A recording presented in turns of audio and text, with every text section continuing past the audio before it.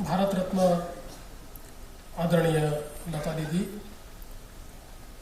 आदरणीय पंडितजी विद्यानाथ मंगेशकरजी, माझे सहकारी राज्याचे सांस्कृतिक मंत्री विनोद तावडेजी, आमदार आशिष शेलारजी,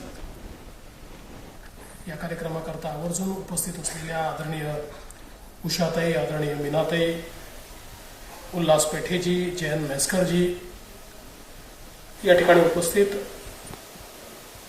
संगीताच्या क्षेत्रातील अनेक मान्यवर मंडळी, रसिक श्रोते, भगिनी आणि बंधूंनो, माझ्याकरता आजचा दिवस हा अत्यंत भाग्याचा दिवस आहे.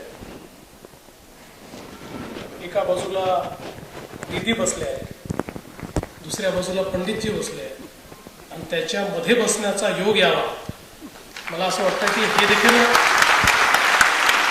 जीवनातलं एक फार मोठं भाग्य आहे. मी आल्या आल्या दीदी मला म्हणाले की तुमची माझी भेटच झाली नाही, आणि खरेही दीदींशी माझं मुख्यमंत्री झाल्यानंतर फोनवर बोलणं झालं, पण प्रत्यक्षात भेट होऊ शकली नाही. त्याच्या आधी काही वेळा मी दीदींना भेटलो, पण मी त्यांचं दर्शन घेतलं, कारण त्यावेळेस माझी ओळख मोठी नव्हती, त्याच्यामुळे त्यांचं दर्शन घेण्याचा मला योग आला. पण हृदयनाथजींना मात्र अनेक वेळा भेटण्याचा योग आला, आणि अगदी 20-25 वर्षापूर्वी पहिल्यांदा ज्यावेळेस भेटलो तेव्हापासनं आदिनाथची देखील चांगली मैत्री झाली, आणि हृदयनाथजींचं नागपूरवर विशेष प्रेम असल्यामुळे ते इतके वेळा नागपूरला यायचे की त्यामुळे काही ना काही कारणाने निश्चितच त्यांची भेट ही होत असायची. आज हा खरोखर इतका मोठा योग आहे की पंडितजी एकीकडे 80 वर्ष त्यांच्या आयुष्याची पूर्ण करतायत. दीदींच्या गानसम्राज्ञी म्हणून 75 वर्ष या ठिकाणी पूर्ण होत आहे, आणि त्याचा हा एक सोहळा हा आपल्या सर्वांना पाहायला मिळतोय. ही आपल्या सर्वांकरता, रसिकांकरता अत्यंत भाग्याची गोष्ट आहे. खरं म्हणजे दीदींच्या संदर्भात आपल्यापैकी कोणाला काही सांगावं असं वेगळं माझ्याकडे काही. आपल्यापैकी अनेक लोक दीदींबद्दल अनेक आठवणी, त्यांच्या आयुष्यातल्या अनेक घटना, त्यांची अनेक गाणी ही या ठिकाणी निश्चितपणे सांगू शकतात. आणि खरंच आहे की दुःखी मनाला फुंकर घालता येईल असं गाणं दीदींचं आहे.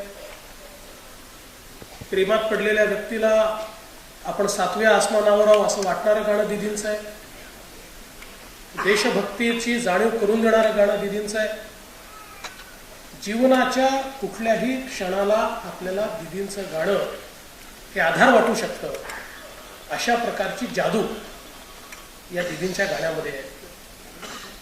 म्हणजे पूर्वी लहानपणी जेव्हा मी असं ऐकायचो की दीदींचं गाणं ऐकल्यानंतर नेहरूजींच्या डोळ्यामध्ये पाणी आलं, आणि त्यावेळी गाणं फारसं समजायचं नाही. पण आजही जेव्हापासून समजायला लागलं, हे मेरे वतन के लोगो आपल्यापैकी कोणी ऐकलं. नेहरूजी तर संवेदनशील होतेच, पण सामान्यातल्या सामान्य माणसाने ऐकलं तरी त्याच्या डोळ्यामध्ये पाणी येतं, आणि आपल्या सैनिकांबद्दल जो गौरव आपल्या मनामध्ये तयार होतो. आणि ते कदाचित 60च्या दशकामध्ये म्हटलेलं गाणं आहे, पण तो ऋणानुबंध दीदींनी आजपर्यंत ठेवला. आणि आजही जे सीमेवरचे आमचे सैनिक आहेत त्यांना तेवढंच प्रेम मिळालं पाहिजे, त्यांची आठवण सतत राहिली पाहिजे, म्हणून त्यांची बहीण म्हणून, त्यांची दीदी म्हणून आजही दीदी जो काही संपर्क त्या ठिकाणी ठेवतात, हा मला असं वाटतं की खरोखर त्या संवेदनशीलतेचाच एक परिचय आहे.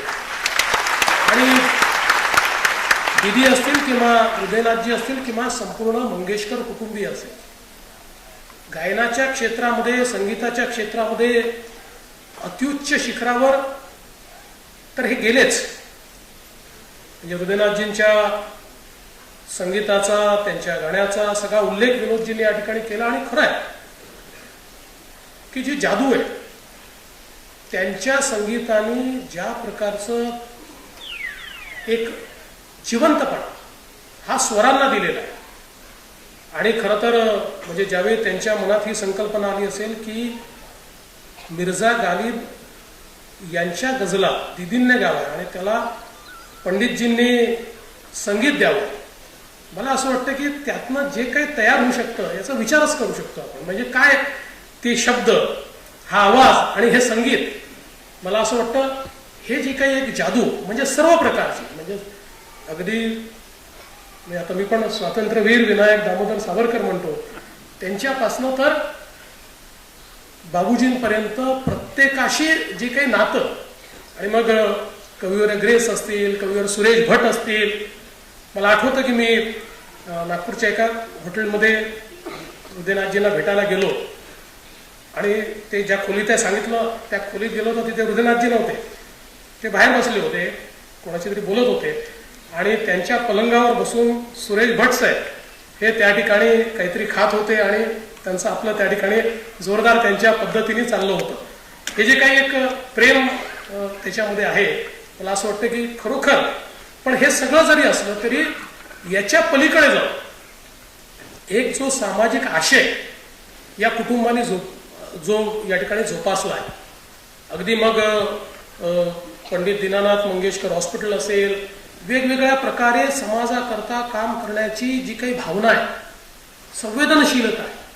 मला असं वाटतं की व्यक्ती हा कलेने मोठा होतो, पण त्याहीपेक्षा एखाद्या व्यक्तीचं व्यक्तिमत्वच मोठं असतं, तो व्यक्ती म्हणून मोठा असतो.